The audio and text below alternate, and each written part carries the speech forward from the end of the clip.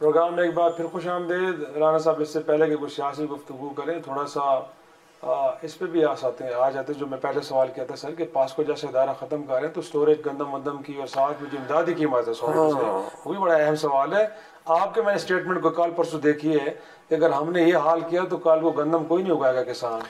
देखिए, जो इस वक्त किसान की पोजीशन है उसमें जब तक हम कोई ना कोई इंटरवेंशन हमारी तरफ से नहीं होगी, जिस तरह भी हो, सपोर्ट प्राइस जो है वो तो हम नहीं दे सकते, प्राइस फिक्स नहीं ना प्रोक्योर कर सकते हैं क्योंकि IMF की भी कोई कंडीशन है। अच्छा। और डीरेगुलेशन पे भी हम चले गए हैं। वैसे तो मेरा 1-2 साल में इस पर आप देखेंगे कि बड़ा हेल्दी इफेक्ट आएगा और सही जो चीज़ है सेटल हो जाएगी। ठीक है। लेकिन एक बात ज़रूर मैं कहूँगा कि किसान आइंदा जब तक हमने उनको कोई और तरीके से उनको सपोर्ट ना दी तो वो वीट के लिए स्पेशली शायद उस तरह गंदम ना लगाए। इस साल भी हमारी 29 मिलियन हुई है, जो पिछले साल ज़्यादा थी इससे, या मुझे अब एग्जैक्ट नहीं, हमारी रिक्वायरमेंट इस वक्त 33 है। तो इंपोर्ट करनी पड़ेगी? नहीं, हमारे पास स्टॉक है, पासको के पास है, पंजाब के पास है, इस तरह रखे हुए हैं। ब्रेक इवन पे है, कोई मेरा 33 पॉइंट समथिंग बनती है, तो वो तो हम मीट कर लेंगे, लेकिन अगले साल का अल्लाह ताला खैर करे। तो बाकी जो आपने बात की है पासको वाली, पासको देखें, हमने पासको को वाइंड अप कर दिया है। अच्छा। हमारा जो एक ही है कि स्ट्रेटेजिक रिजर्व्स हमने रखने हैं, थोड़े से रखने हैं। कोई देखें जो भी फैसला करेगी, ECC में हम जाते हैं या प्राइम मिनिस्टर साहब या हुकूमत क्या फैसला करती है, 5 लाख या 1 मिलियन, वो हमें रखना पड़ेगा। तो उसके पास हमारी स्टोरेज कैपेसिटी है। हम प्राइवेट सेक्टर के ज़रिए वो ओपन मार्केट से बेड के ज़रिए ख़रीद करके तो वो रख सकते हैं। तो सर, जो लोग स्टॉक करेंगे, होल्डर जो होते हैं, होल्डिंग करेंगे, तो आड़ती का बीच में बड़ा भला कर रहे हैं आपकी, वो स्टॉक करें, अपनी मर्जी की कीमतें लोगों से ले और नहीं, वो देखें, उसी के लिए एक प्रोग्राम लाए हैं पंजाब वाले, जिसको दूसरे भी शायद करें, हम भी उस पर जाएंगे। EWR एक इलेक्ट्रॉनिक वेयर हाउस रिसीट्स। ये बड़ा इंटरेस्टिंग प्रोग्राम है कि किसान की निकले गंदम या उसका फसल, तो वो जो वेयर हाउस है, गोदाम है, जिसको भी डिक्लेयर रजिस्टर्ड होगा, वो आपका है।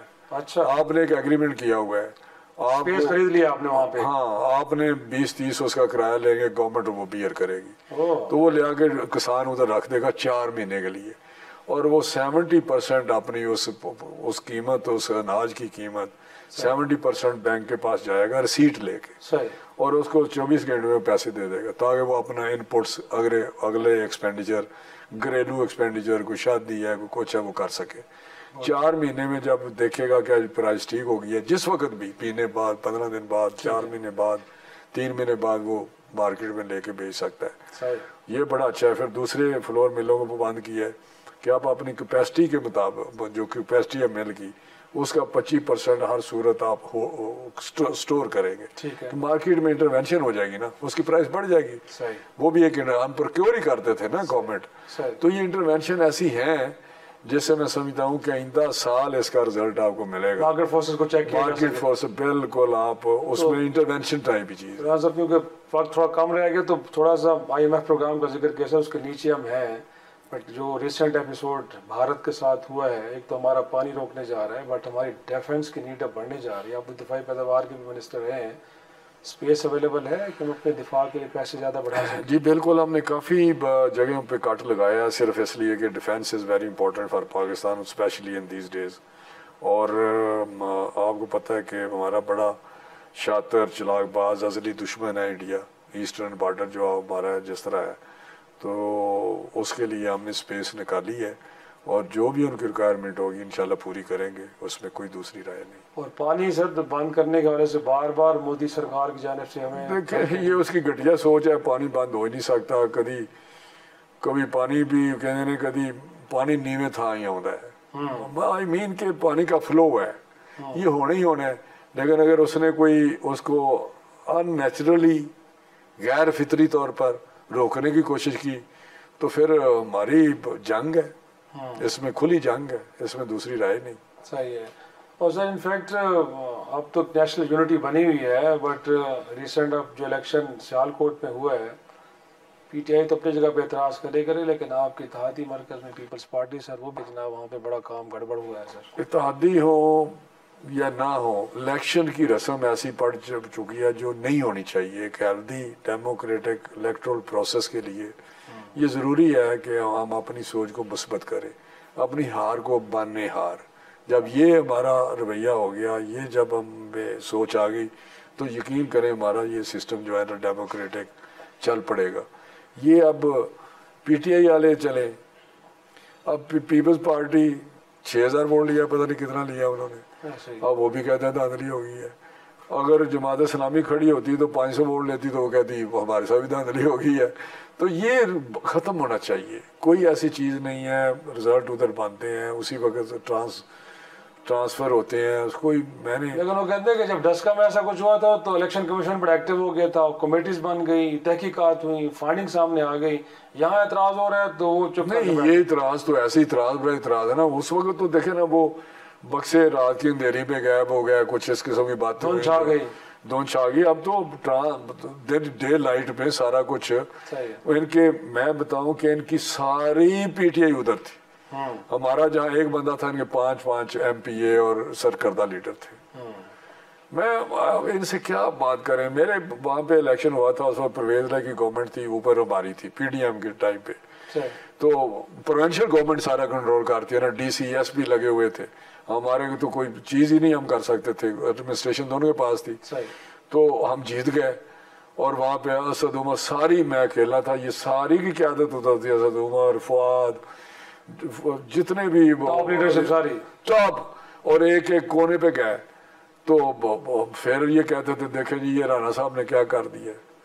राणा साहब इनफैक्ट आप एक मुस्बत पर मैंने मैसेज या एक स्टेटमेंट ये भी देखी कि पीटीआई अगर गुफ्तगू करना चाहती है तो उनके जो सीनियर रहनुमा आए हमसे बात करें, हम बात करना चाह रहे हैं। सर अगर बात होती भी है, पहले भी एक एपिसोड बात का हो चुका है, किन बातों पे होगी, किन चीज़ों पे आप डिस्कशन करना चाह रहे हैं? क्योंकि बाहर लोग कौमी जमात तो है, देखिए उनके जो भी इशू है उनमें बात हो सकती है। वो कहते हैं जी इलेक्शन में धांधली हुई है, बात कर सकते हैं हम।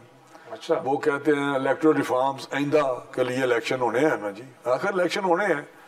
ये साल 2 साल 3 साल कोई बात नहीं होती, गुजर जाते हैं। ऐसे ही आपने देखा सारा हम आते हैं, पता ही नहीं चलता 5 साल गुजर गए। मैं पूछ रहा हूँ ये राजा साहब अगला इलेक्शन करवाएंगे, कुछ चीफ इलेक्शन कमीशन की मुद्दत तो खत्म हो गई। नहीं, ये तो अब डिपेंड करता है ना जी, वो आए और अपॉइंट कर लें किसी को। राजा साहब कहीं है, जब तक कोई नहीं आता तब तक रहेंगे वो, तब तक रहेंगे।